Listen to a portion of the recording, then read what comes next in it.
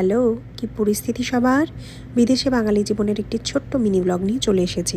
আমেরিকাতে এখন সময়টা সন্ধে ৮টা। ঘড়ি কাটায় ৮টা বাজার আগেই ইচ্ছে হলো আজ একটু দেশি মুরগির পাতলা ঝোল খাবো। ঝটপট রেডি হয়ে বেরিয়ে পড়লাম। বাড়ি থেকে ২০ মিনিটের দূরত্বে একটা নেপালি দোকান রয়েছে যেখানে দেশি মুরগি পাওয়া যায়। সেখান থেকেই মাংসটা নিয়ে চলে আসলাম। ওটাকে ম্যারিনেট করলাম দই, আদা বাটা, এর মধ্যেই ফ্রিজ খুলে দেখলাম রসুন বাটা শেষ। ওটা আবার রান্নার সময় দিয়ে দেবো। তার সাথে নুন, হলুদ, পরিমাণ মতন জিরে গুঁড়ো, ধনে গুঁড়ো, সামান্য একটু লঙ্কার গুঁড়ো, ব্যাস। আর সাথে অবশ্যই কাঁচা সর্ষের তেল। ভালো করে ম্যারিনেট করে ঢাকা দিয়ে রেখে দিয়েছি। আলুটাও লাল লাল করে ভাজা হয়ে গেছে। পেঁয়াজটা ভালো করে ভেজে ম্যারিনেট করা মাংসটা দিয়ে দিলাম। কী যে দুর্দান্ত গন্ধ বেরাচ্ছে সারা ঘরটায়।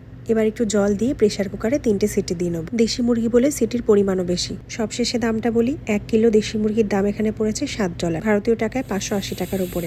মাংস ভাত দুই রেডি। মাংসের গন্ধ আর খিদের এক প্রচণ্ড লড়াই চলছে। ব্লগ শেষ করে ওদের শান্ত করি। কথা হবে খুব শিগগিরই।